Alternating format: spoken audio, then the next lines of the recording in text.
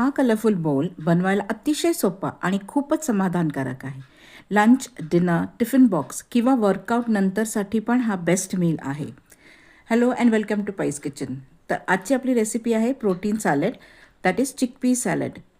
Chole salad पण म्हणू शकताय. त्यासाठी मी इथे 1 कप छोले चणे भिजवले होते रात्रभर आणि सकाळी त्याला कुकरमध्ये मीठ आणि हळद घालून बॉईल करून घेतले. त्यासोबतच इथे 4 बदाम आणि 2 अक्रोड घेतले. लागणाऱ्या भाज्या आहेत कोथिंबीर, टमॅटो, कांदा, काकडी, लिंबू, मिरची आणि स्टर फ्राय करायसाठी बटर. इथे थोडेसे मसाले आहेत ते मी नंतर तुम्हाला घालताना दाखवते. सोबतच 1 टेबलस्पून मी ऑलिव्ह ऑइल घेतलेलं आहे. तर आपण चणे जे आहेत म्हणजेच छोले आपले ते स्टर फ्राय करून घेऊया. तर पॅनमध्ये बटर घालायचं आहे. बटर जळू नये म्हणून 1 चमचा मी तेल घातलेलं आहे. आता आपण यामध्ये आपले बॉईल झालेले छोले घालायचे, काबुली चणे, आणि हाय फ्लेमवरती ह्याला स्टर फ्राय करा. ह्याला छान कोटिंग येतं बटरचं, त्यामुळे हे खूप छान टेस्टी लागतात. थोडंसं मीठ आणि चिली पावडर घालायचं आहे, म्हणजे लाल मिरची पावडर घालायचं आहे.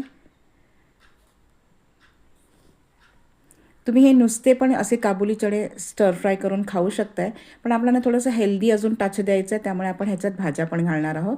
तर एका मिक्सिंग बाउलमध्ये काढून घ्या. ह्यामध्ये आपण आपली भाज्या घालतो आहे. कांदा, टमाटा, काकडी, कोथिंबीर, बदाम, अक्रोड. ड्रायफ्रूट्स नसतील तर तुम्ही शेंगदाणे पण घालू शकताय किंवा तुमच्या चॉईसने आणखीन हे वाढवू शकताय ड्रायफ्रूट्स. आता इथे मसाल्यांमध्ये आहे ब्लॅक सॉल्ट, ब्लॅक पेपर, जिरा पावडर, चाट मसाला आणि मीठ. हे पण तुमच्या आवडीनुसार तुम्ही कमी जास्त करू शकताय. मीठ आपण अगोदर पण घातलं होतं, त्यामुळे बघून घाला. आणि लिंबू पिळायचं आहे. अगदी लिंबू पण थोडंसंच पिळलेलं आहे, कारण चाट मसाला आहे. मिरची मी इथे वापरली नाही आहे, कारण ती तोंडात आली तर तिखटपणा जाणवेल त्याचा.